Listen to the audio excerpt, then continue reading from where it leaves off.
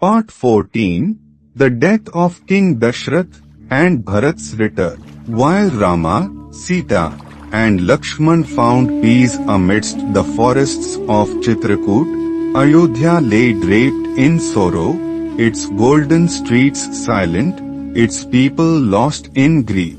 The air was heavy, and the skies seemed forever grey, for the heart of the kingdom, Rama, was gone. In his palace chambers, King Dashrath lay upon his royal bed, but his eyes saw nothing of the world around him. His soul ached, torn apart by the weight of his own promise. Night and day, he called out only one name, Rama, my Rama. Kaushalya sat by his side, her face pale, her heart hollow. O king, call upon your Rama, and he shall return. But Dashrath wept bitterly. No, Kaushalya, I have sent away the very breath of my life. My Rama walks the forests while I, a father, lie helpless. My sin cannot be undone. Then, with a trembling voice, he whispered his deepest sorrow. Long ago,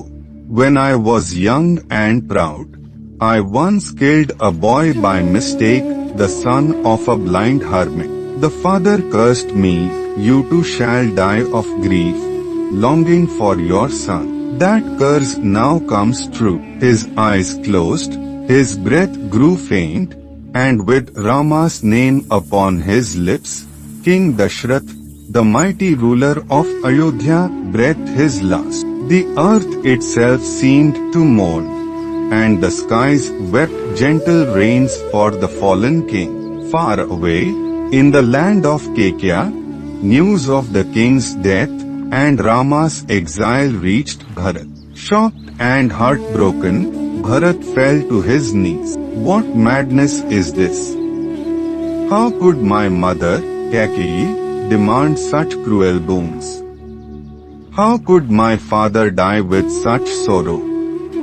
Without a moment's delay, Bharat and his brother Shatrughna rushed back to Ayodhya. But the city they returned to was not the one they had left. Ayodhya stood silent, its people draped in white, the palace cold and empty. Bharat rushed to his mother's chamber, his eyes blazing with anger and grief.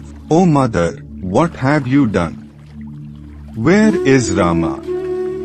Where is my father?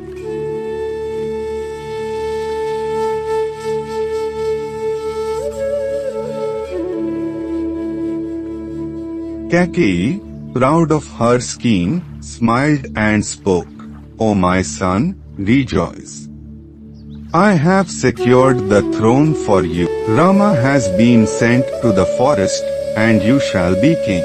But Bharat recoiled as if struck by lightning. You call this a gift?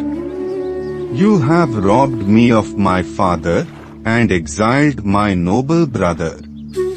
Shame upon me, to be born of such a heart. His voice thundered through the palace halls. I shall never wear the crown stolen from Rama. You sought a kingdom, mother, but I seek only my brother. The people of Ayodhya wept with joy at Bharat's words. Hope returned to their hearts, for they knew the blood of Dashrath still ran pure and noble in Bharat's veins. Bharat ordered preparations at once. We ride to the forest, to Chitrakoot. I shall fall at Rama's feet, and beg him to return. Only he is worthy of this throne. Thus, with a heavy heart and a soul burning with purpose, Bharat set out, the sacred sandals of his father tied to his chariot, ready to right the wrongs that had torn apart their world. The journey to Chitrakoot began, a path paved not with desire, but with repentance, love, and the hope of a kingdom reunited.